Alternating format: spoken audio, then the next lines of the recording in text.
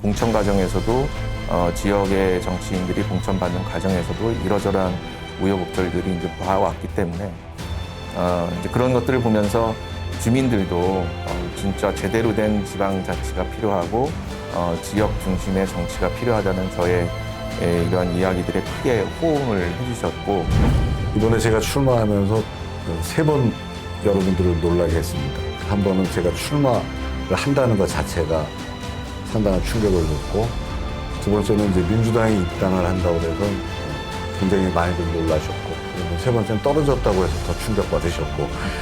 결과적으로 놓고 보면은 그 통일교 한학자 그분을 참 어머니라고 불렀던 분이 다시 군수가 됐어요.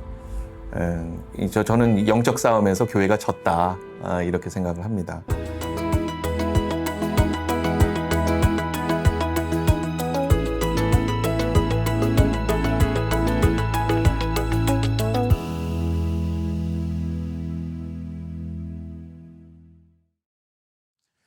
정진우 목사입니다. 지방선거가 끝났습니다. 투표용지 부족 사태로 인해서 선거관리위원회를 둘러싼 여러 여진이 계속되고 있습니다. 안타까운 일이고 참 개탄스러운 일이 아닐 수 없습니다. 철저한 조사와 책임 있는 조처가 뒤따라야 할 것입니다. 오늘은 이번 지방선거가 새로운 사회 대개혁을 위한 과제를 안고 출발했습니다만 그 결과에 대해서 다양한 해석이 가능한 결과지를 저희가 받은 상황에서 직접 이번 지방선거에 참여한 두 분을 모시게 되었습니다. 선거를 결산하고 남겨진 과제에 대해서, 그리고 그 속에서 교회의 역할에 대해서 함께 이야기를 나누어 보고자 합니다. 오늘 특별히 귀한 두 분 모셨는데요. 두 분 다 평소 신실한 그리스도인으로서 생활하시다가 이번 지방선거에 도전하셨다가 실패하신 분들입니다. 그래서 더 사실은 소중한 발걸음, 정말 어려운 발걸음 해주신 것 감사를 드리면서 인사를 나누겠습니다. 고맙습니다. 와주셔서. 예, 감사합니다. 예, 안녕하세요. 저는 강남 형님교회를 섬기고 있는 안성용이라고 합니다. 이번에 그 서울 송파구에서 그 구청장 후보로 나섰었습니다. 그래서 제가 한 40년 동안 사회운동을 쭉 해왔는데요. 그래서 당적이 한 번도 없었습니다. 그런데 이번에는 송파가 조금 어려운 지역이다 보니까 그래서 민주당에 특별 입당을 하게 돼서 이제 전략공천 논의가 있다가 결국 이제 전략공천으로 인해서 이제 다른 후보들이 준비한 후보들이 이제 좀 피해 볼 수가 있어서 그래서 이제 경선을 통해서 이제 하기로 하고 경선에 참여했습니다. 그런데 경선에서 이제 제가 이제 패했습니다. 그리고 나서 후보가 되신 분의 상임선대위원장을 맡아서 이번 선거를 치렀습니다. 그래서 6월 3일 선거까지 그렇게 같이 치렀습니다. 결과는 송파에서는 민주당이 패배하고 국민의힘 후보가 현직 구청장이 다시 당선되는 결과를 얻었습니다. 예, 안녕하세요. 경기도 가평군에서 가평군수로 출마했던 신동진입니다. 저는 그 무소속으로 출마를 했습니다만 직접민주 지역자치당이라는 당을 만들면서 창당준비위원장으로 역할을 하면서 이번 선거에 임했습니다. 풀뿌리 지역자치, 그 지역에서부터 뭔가 거대 양당의 어떤 문제점들을 좀 해결해 보겠다라는 각오로 출마했습니다만 당선은 고사하고 상당히 참혹한 결과에 득표를 하게 됐습니다. 네, 감사합니다. 예, 안타까운 마음입니다만 그런 안타까움은 잠시 접어두고요. 어떤 선거든 당선자나 낙선자가 있게 마련이고 어쩌면 실패를 통해서 얻는 교훈이 삶에서도 가치 있는 것이 아닐까 그런 생각을 해봅니다. 먼저 우리 신동진 선생님께 여쭙고 싶은데요. 우리 선거 마치신 소감 한번 말씀해 주시죠.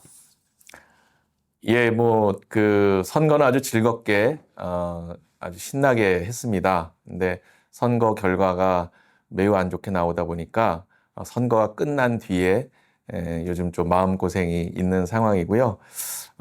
제가 뭐 그 가평군으로 14년 전에 귀촌을 해서 쭉 마을 활동가로 지내면서 출마를 염두에 두고 살고 있지는 않았습니다만, 특히 이제 지난 여름에 가평군에 있었던 큰 수재나 산사태 이런 것들을 보고, 또 가평군에 여러분들 뭐 가평군 하면 최근에는 이제 떠오르는 게 특정 종교 세력들의 이야기들이 많이 기억이 나실 텐데, 이제 그런 부분들과 우리 그 지자체 단체장 또는 지자체 행정과의 불법적인 유착이나 편법적인 유착을 부분을 좀 종식시켜야 되겠다라는 뭐 이런 생각이 들고 해서, 저로서는 뭐 어떤 사명감을 갖고 도전을 했습니다만 결국에는 뭐 결과는 이렇게 나왔습니다. 그래서 저로서는 지금 큰 뭐 시련이라면 시련을 겪고 있는데, 그것이 또 어떤 뜻이 있을까, 뜻이 있겠지라는 생각으로 요즘 시간을 보내고 있습니다. 네.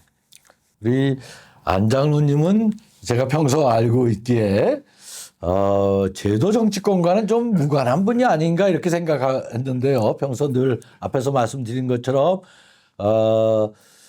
사회운동에 굉장히 헌신적으로 노력하시고, 또 우리 사회의 어떤 민주적 변화, 진보적 발전을 위해서 애써 오셨는데, 출마를 결심하게 된 계기는 어떤 것이었고, 또 실패하는 과정 속에서 이번 선거를 보고 느끼신 것이 어떤 것인지 좀 말씀해 주셨으면 합니다. 네. 저는 그 송파에 자리 잡은 그 강남 향림교회에서 한 16년 정도 이제 섬기고 있는데요. 또 장로가 된 지는 이제 한 3년 정도 됐습니다. 근데 이제 저희 교회가 그 지역과 함께하는 교회라는 이제 그 슬로건을 가지고 지역 선교 활동을 이제 오랫동안 했습니다. 최근 몇 년 전부터는 기후위기 문제가 이제 심각해져서 이제 송파 기후행동이라는 것도 이제 만들어서 같이 활동하고 해서 그동안 만든, 그러니까 교회가 중심이 돼서 이제 만들어낸 시민사회 단체가 한 4개 정도 됩니다. 그리고 가장 큰 거는 바깥에서 이제 저희가 그 성경에 나오는 말씀대로 우는 자와 함께 울라. 그래서 늘 고난의 현장을 이제 함께 하고 있지만, 결국 실질적으로는 어떻게 보면 이제 100번의 데모보다 그 한 번의 제도 개선이 훨씬 많은 사람들을 삶을 개선할 수 있다. 이제 그런 생각을 가지고 역대 선거 때마다 민주당이든 진보 정당들이든 적합한 후보를 계속 돕는 일을 이제 해왔습니다.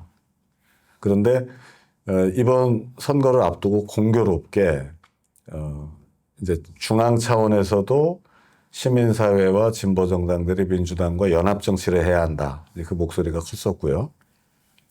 지역에서도 이제 마찬가지로 이제 목소리가 컸었는데, 공교롭게 이번에는 지역에서 후보가 없었습니다. 그래서 제가 사실 후보로 나서기에는 나이도 좀 있는 편이고, 또 그동안 돕는 스탠스였기 때문에 후보로 나서는 거에 대해서 이제 저도 상당히 이제 고민을 했는데, 어쨌든 직접 나설 사람이 없게 돼서 제가 이제 직접 나서게 됐습니다. 그런데 이제 지방선거 때마다 또 뭐 평소에도 우리가 그런 고민이 있습니다만, 지방정치가 그 원래 고유의 목적인 지역자치, 주민잔치의 이상보다는 중앙정치에 지나치게 의존되고 끌려가는 거대 양당 구조 속에서 좌지우지되는 그런 결과가 반복되곤 하거든요. 이번 선거 지방자치적 측면에서 볼 때 어떻게 바라보셨는지, 또 그 속에서 어떤 경험을 하셨는지 좀 솔직한 이야기를 좀 나눠주셨으면 좋겠습니다. 제가 그 출마를 하면서 뭐 출마사에도 있고, 또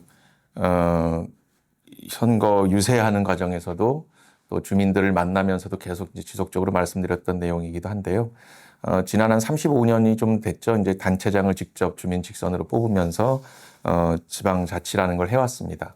근데 그동안의 결과를 저는 이렇게 생각을 합니다. 결국 지역 소멸의 심화와 전국적인 확대다. 그건 우리가 지도로서도 금방 확인이 될 수 있는 부분이고요. 지방자치를 진짜 지방자치를 했다면 과연 이런 결과가 나왔겠느냐.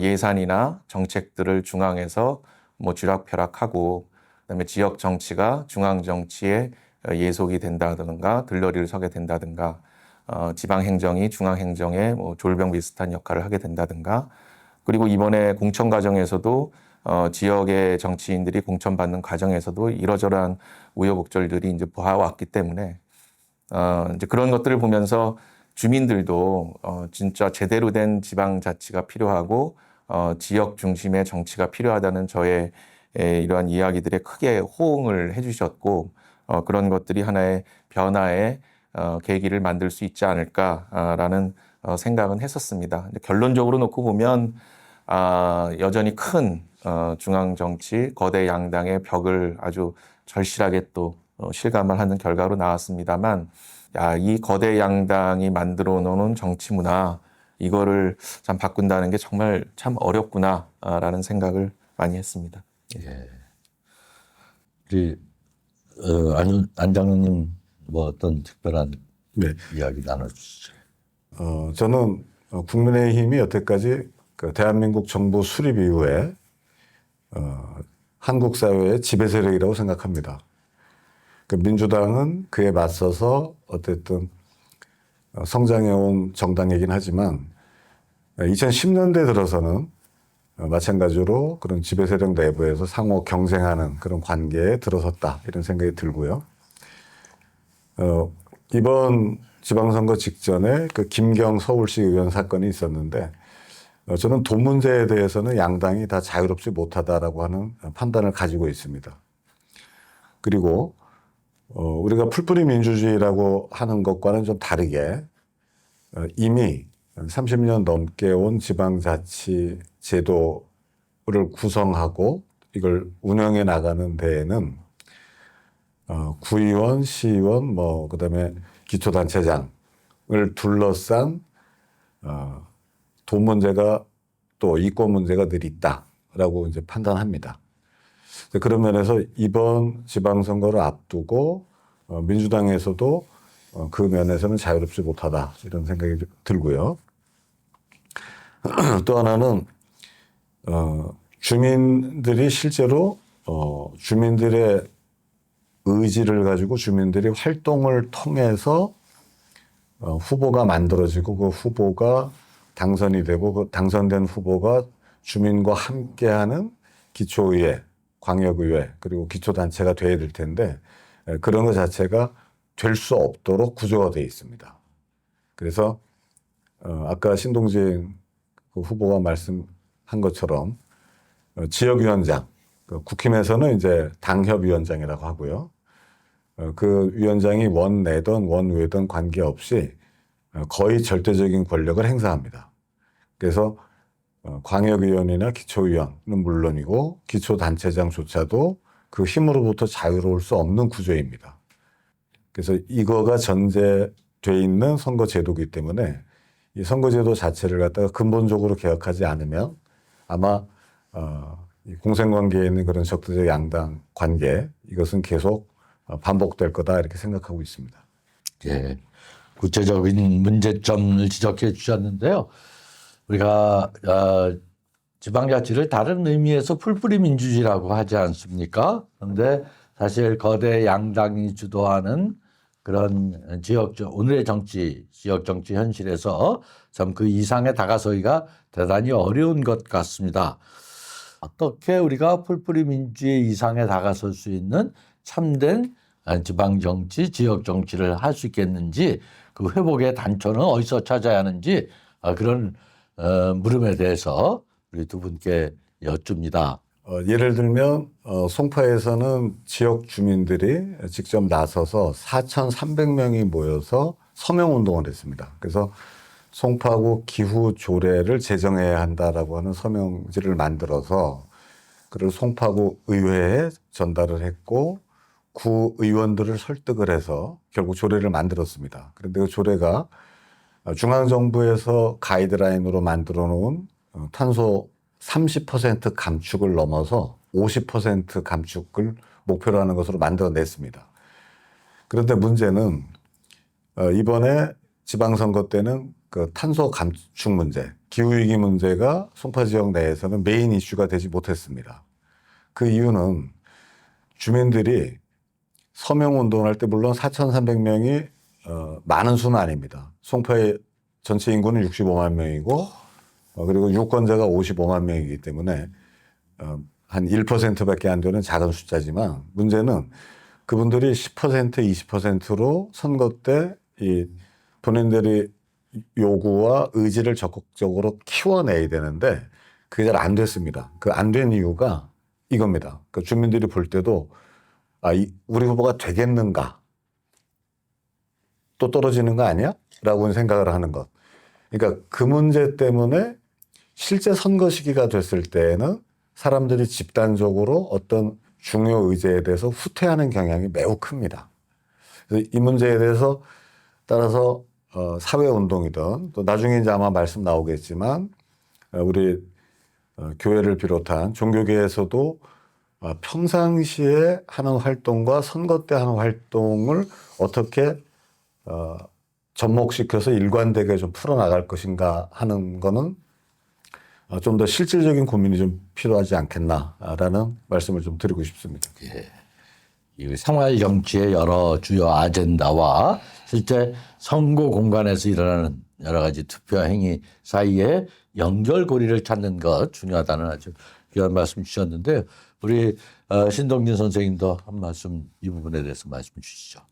예, 우리 정진희 목사님이 저희 가평에 오셔서 또 예배도 드려주시고 특히 이제 이단 사이비 척결과 관련해서도 아주 단호한 또 말씀을 해주셔서 저희가 이제 제가 출마하면서 이번 선거를 통해서 얻고자 했던 것이 이제 특정 종교 세력과 이단 사이비 세력과 군정, 그러니까 민주공화국 체제의 를 허물어뜨리는 또 헌법의 정신을 위배하는 정교 일치를 하려고 하는 부분들을 좀 막아내야 되겠다 이런 생각을 갖고 얘기를 했습니다만 그 얘기 이후에 사실 이제 주민들의 반응 속에서 제가 예상을 했었습니다만 이제 느껴지는 것은 뭐냐면 사실 그 통일교나 뭐 신천지나 지역 봉사 활동을 상당히 많이 합니다. 네, 그래서 더군다나 통일교인들도 주민이기도 하고 그 주민으로서의 비율도 적지 않습니다. 네, 그런 상황에서 이제 우리 헌정 질서 속에서 이 선거를 치르려고 하다 보니까 결국에는 이제 그런 생각, 저는 이제 마을 활동을 했기 때문에 왜 마을 공동체라든가 이 행정이 그러한 그 특정한 종교 세력보다도 왜 더 유능하지 못할까? 그리고 마을 공동체 활동이 주민들의 어떤 그 돌보미가 됐든 뭐 복지가 됐든 이런 부분에 있어서 더 왜 밀접하게 그 역할을 해내지 못할까라는 부분에 대해서 많은 생각들을 좀 하게 됐습니다. 그런 것들을 잘 한번 할 수 있는 뭐 유능한 행정, 그리고 지역에서 제대로 자립하고 자치할 수 있는 그러한 시스템을 좀 만들어 보고자 군수로 출마하겠다라는 얘기도 많이 했습니다만 이제 이런 부분들이 여전히 숙제로 남아 있다라는 생각이 들고요. 그리고 지금 흔히들 얘기합니다. AI 시대에 생길 수 있는 여러 가지 문제를 해결하기 위해서도 저는 가급적이면 작은 규모의 어떤 공동체 그런 행정 체계가 만들어지는 게 좋겠다. 그래서 면대면으로 우리가 할 수 있는 그런 정치 시스템이 있으면 좋겠다라는 생각들을 많이 해서 여전히 마을 공동체라든가 이런 것들이 중요하다고 생각을 하는데 그런 것들을 좀 정치 시스템으로 만들려면 결국 정치관계법들이 좀 바뀌어야 되거든요. 그 정치관계법들이 바뀌려면 지금 거대 양당이 그 법들을 바꿔야 되는데 앞서 말씀드린 것처럼 그 법들을 바꾸지 않고 있기 때문에 이게 참 쉽지 않은 문제다. 어디선가 돌파구를 내서 이걸 만들어 나가야 되는데 이제 그런 좀 생각은 갖고 있습니다. 예. 어쨌든 생활 정치로서의 지역 정치가 회복되기 위해서는 법적 제도적인 그런 변화도 필요하고 또 한편으로는 주민들의 보다 적극적인 자기 목소리를 잘 조합하는 또 구성해내는 그런 노력도 필요하다는 말씀 주셨는데요. 이제 얘기를 좀 본격적으로 우리 교회 내부로 돌아갔으면 좋겠는데요. 어쨌든 많은 교회들이 지역에 뿔을 내리고 지역 속에서 선교 활동을 펼치고 있는 상황 속에서 바람직한 지방자치를 위해서 지역 교회 역할도 대단히 중요하다고 생각이 듭니다. 한편으로는 교회가 왜 정치에 개입하냐 그런 논란이 없는 것도 아닙니다만 이것이 뭐 중앙 거대 권력을 쟁취하기 위한 그런 정치가 아니라 정말 풀뿌리 민주주의로서 지역 생활 정치에 바른 길을 찾는 노력에 교회가 외면할 수는 없다고 생각이 들고요. 그런 점에서 교회가 참된 지방 정치 또 바른 지역 정치 발전을 위해서 어떤 일을 했으면 좋겠는지 바람직한 주민자치의 관점에서 한번 좀 교회가 어떤 역할을 해줬으면 좋겠다 하는 거 편하게 말씀 주시면 좋겠습니다. 반대로 저는 어떤 생각을 했냐면 80년대에 한국 사회가 매우 어려울 때 노동자, 농민, 도시빈민이 인권이 없을 때 한국 기독교를 살린 것은 저는 민중교회 운동에 있었다고 봅니다. 그런 민중교회 정신을 갖고 있는 교회들이 지금은 전국 각지에 많이 있지만 대부분 규모가 작습니다. 그중에 일부는 이제 한 중형 정도 규모가 되겠죠. 그런 중소형 교회들은 지역 밀착형으로 사실은 도시에서는 많은 분들이 현재 한국 자본주의가 갖고 있는 문제점들, 그러니까 불평등과 양극화 이런 문제 때문에 매우 큰 고통을 겪고 있고 정신적인 그 고통도 많이 겪고 있습니다. 그래서 그런 분들과 결합하는 활동을 지역사회에서 적극적으로 한다면 그것이 지역 정치를 살리고 지역의 건강한 시민사회를 살리는 데에 매우 크게 기여할 거라고 봅니다. 그래서 중소형 교회일수록 대형 교회를 따라가는 어떤 물적 성장의 목회자나 주요 평신도 지도자들이 신경 쓰지 마시고 반대로 지역의 많은 어려운 분들과 함께하는 활동에 좀 더 집중하신다면 지역의 실질적 문제 해결에 큰 도움이 될 거라고 생각합니다. 그리고 개신교가 그렇게 앞서게 되면 제가 볼 때 이웃 종교들, 그러니까 불교라든가 천주교라든가 원불교라든가 어떤 건강한 이웃 종교들 내에서도 그 지도자들이 함께 지역을 변화시키기 위해서 나서지 않을까라고 하는 생각이 듭니다. 그 교회에 대해서 교회가 어떤 역할을 이번에 그 지역에서 교회 어떤 도움을 얻기 위해서 많은 노력을 기울이신 걸로 알고 있는데 또 가평은 어떤 점에서 좀 독특한 구조이기도 한 것 같아요. 다른 일반적인 지역과는 조금 다른 소위 통일교, 신천지 이단, 에덴성의 이단 사입이라고 하는 종교가 워낙 드세게 자리 잡고 있는 곳인데요. 그럼에도 불구하고 건강한 교회들이 뭔가 지역 발전 또 지방 자치를 위해서 이런 일을 해줬으면 좋겠다 생각되시는 거 있으면 우리 신 선생님 한 말씀 주시죠. 예, 지금 목사님 말씀하신 것처럼 저희 이제 그 교회를 이번에 이제 여러 교회를 좀 돌아다니면서 인사도 드리고 예배도 드리면서 이제 봤는데 일단은 결과적으로 놓고 보면은 그 통일교 한학자 그분을 참 어머니라고 불렀던 분이 다시 군수가 됐어요. 저는 영적 싸움에서 교회가 졌다 이렇게 생각을 합니다. 그 교회가 이 부분에 대해서 굉장히 그 부활절 예배 때 가서 이제 목사님 또 말씀하는 거 들어보면 참회도 해야 된다고 하고 그럽니다만 여전히 그 후보 지금 군수가 되는 후보 주변에는 교회 장로님들이 많이 계시고 그리고 또 다른 이제 후보가 있었습니다만 그 후보도 참 입에 담기 어려운 예전에 범죄도 저지르고 또 그것을 숨기려고 하는 후보였음에도 불구하고 그 후보 옆에 목사님도 계시고 장로님도 계시고 그랬다라는 거죠. 그러니까 영적인 부분에서 지금의 교회가 과연 이길 수 있을까라는 부분에서는 저는 상당히 회의적입니다. 예, 그래서 이제 그거 말고 다른 부분을 좀 말씀을 드리면 지역사회 관련해서 제가 교회를 이렇게 다녀보니까 이 초고령이고 또 그러다 보니까 신도분들이 나이 드신 분들이 되게 많아요. 그러니까 아마 목사님들도 되게 고민되실 것 같아요. 이제 이분들이 돌아가시면 과연 이 교회가 계속 종잣될 수 있을까에 대한 고민이 많으실 것 같고 그래서 저는 그 지금 이제 예전에 이제 이재명 대통령 뭐 경기도지사 했을 때 연천군 청산면에서 이제 농촌 기본소득을 시작하고 했을 때 교회들이 그렇게 좋아했다고 그러더라고요. 이제 기본소득이 생기니까 11조가 들어오고 뭐 이러면서 교회도 훨씬 더 신도들도 늘거나 뭐 헌금이 더 많이 모이는 부분도 있고 해서 저는 농촌 기본소득이 지금은 지역의 인구를 늘리는 효과도 주고 있다라고 보여지기 때문에 저는 지역의 교회에서 그 자기가 교회가 있는 그 마을에 태양광 사업을 좀 열심히 해보시면 어떨까. 그러면 지역의 주민들에게는 햇빛 연금 같은 거를 드릴 수 있는 계기를 만들어 드리고 교회 자체도 성도도 생기고 또 지역 교회 공동체를 만드는 데도 도움이 될 수 있지 않을까 싶어서 좀 그런 부분들을 좀 지역사회와 같이 하는데 그 각 교회에서 좀 적극적으로 좀 해보면 어떨까 뭐 이런 생각은 좀 해봤습니다. 예.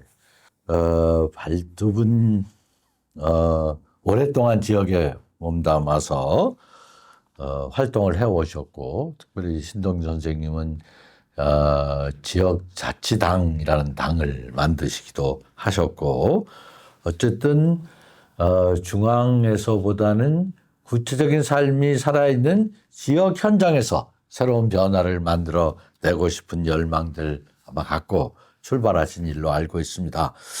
앞으로 두 분 행보가 궁금한데요. 그 큰 아픔 또 실패를 겪고 나서 지역 발전을 위한 또 지방자치를 향한 두 분의 걸음 앞으로 어떤 방향을 향하고 계신지 묻습니다. 이번에 송파에서는 역사상 처음으로 진보정당 후보가 구의원으로 당선이 됐습니다. 3인 선거구에서 3등으로 당선이 됐는데요. 어쨌든 역사상 처음이고요. 또 하나는 시민사회 단체에서 오랫동안 활동해 오던 젊은 여성 두 분이 민주당으로 들어가서 역시 이제 구의원으로 당선됐습니다. 저는 그렇게 젊은 분들이 어쨌든 개혁적이고 능력 있는 젊은 분들이 많이 앞으로도 나설 수 있고 제도권 내에서 실질적으로 제도 개혁을 할 수 있도록 그렇게 돕는 역할을 하려고 합니다. 그리고 송파와 같이 서초, 강남, 송파 뭐 다 비슷한 동네입니다. 여기처럼 국민의힘이 절대 우위에 있는 지역인 경우에는 민주당과 진보정당들 또 시민사회가 전부 합쳐서 연합한 힘으로 같이 맞서 나가야 된다고 생각합니다. 그래야 지형 자체를 어떤 시점이 되면 바꿀 수 있다고 생각이 듭니다. 그래서 그때까지 시민사회 운동 그리고 지역 정치 활동 앞으로도 계속 열심히 할 생각입니다. 물론 우리 교회 이외에도 올해 저희가 기후 걷기 기도회를 하고 있는데요. 매월 지역의 6개 교회가 함께 하고 있습니다. 그래서 이런 활동도 앞으로 수십 개 교회가 같이 할 수 있도록 이제 더 확산을 하고 그렇게 확산된 교회의 힘을 가지고 시민사회와 정당과 함께 단기적으로 해결할 수 있는 건 공동으로 단기적으로 해결하고 그렇지 않고 중장기적으로 해야 될 것은 교회가 교회 본연의 가치를 가지면서도 시민사회 운동과 정치 운동이 보다 개혁적이고 실질화될 수 있도록 이렇게 돕는 역할, 그 역할을 앞으로도 계속할 생각입니다. 우리 신 선생님. 네,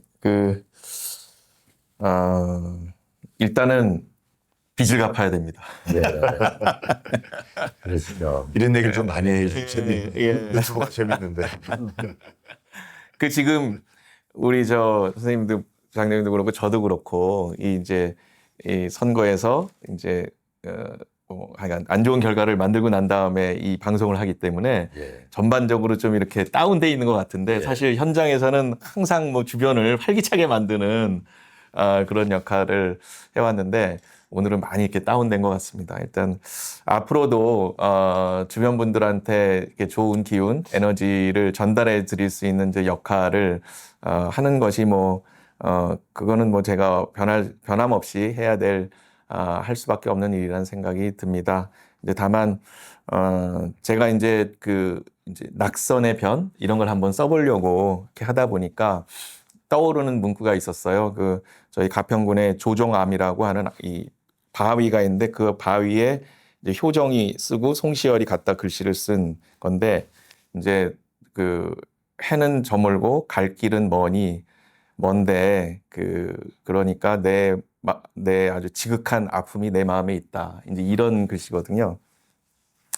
제가 딱 그런 마음이었습니다. 제가 이제 출마를 한 것도 아까 우리 장로님께서도 말씀하셨지만 이 기후 위기가 정말 심각하고 이게 지속 가능하지 않고 이 인류의 시간이 굉장히 많이 앞당겨졌다라는 생각 때문에 더 이상 우리 미래 세대에게 부끄럽지 않아야 된다라고 할 수 있는 힘껏 한번 해보자라고 이제 출발을 했는데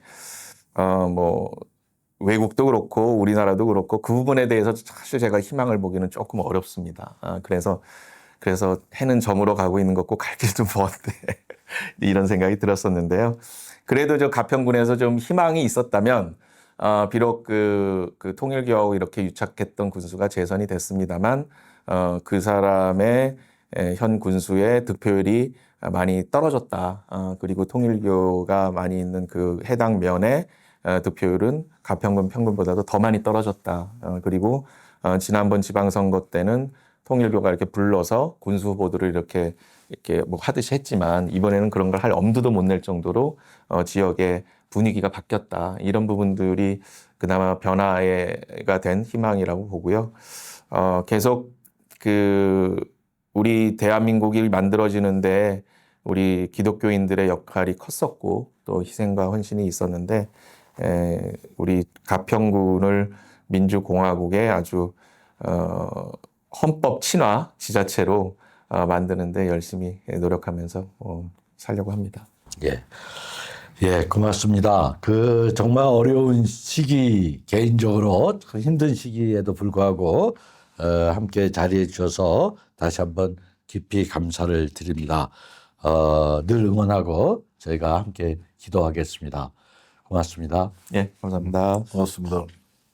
오늘은 진정한 지역 자치, 건강한 지방 정치 속에서 교회와 크리스찬의 역할에 대해서 함께 생각해 보았습니다. 물론 쉬운 정답이 있는 것은 아니겠죠. 하나님이 원하시는 길을 찾고 두들기면서 계속 우리가 기도하며 걸어가야 할 주제가 아닌가 생각해 봅니다. 우리는 흔히 지방 정치를 풀뿌리 민주주의라고 하는 이상적 형태로 부름을 합니다. 풀이, 대지에 뿌리를 내리는 과정이 닮아 있는 정치여야 한다는 의미겠죠. 잘난 사람, 높은 사람이 아니라 일상의 평범한 시민들, 우리가 아무 데서나 만날 수 있는 작은 사람들이 각각의 자리에서 고귀한 가치를 인정받고 그들의 주권이 존중되는 그런 새로운 정치의 시대. 생활 정치, 이념과 편가르기가 아닌 삶을 나누는 정치가 가능한 현장을 만드는 것, 교회의 책임이고 크리스찬의 또 다른 책임이기도 할 것입니다. 거대 양당을 비롯해 우리 모두가 풀뿌리 민주주의에 참된 이상을 다시 한번 깊이 새겨봐야 할 때라고 생각됩니다. 오늘 방송 마치겠습니다. 늘 응원해 주시고 또 구독과 좋아요도 다시 한번 당부드립니다. 고맙습니다. 네, 고맙습니다.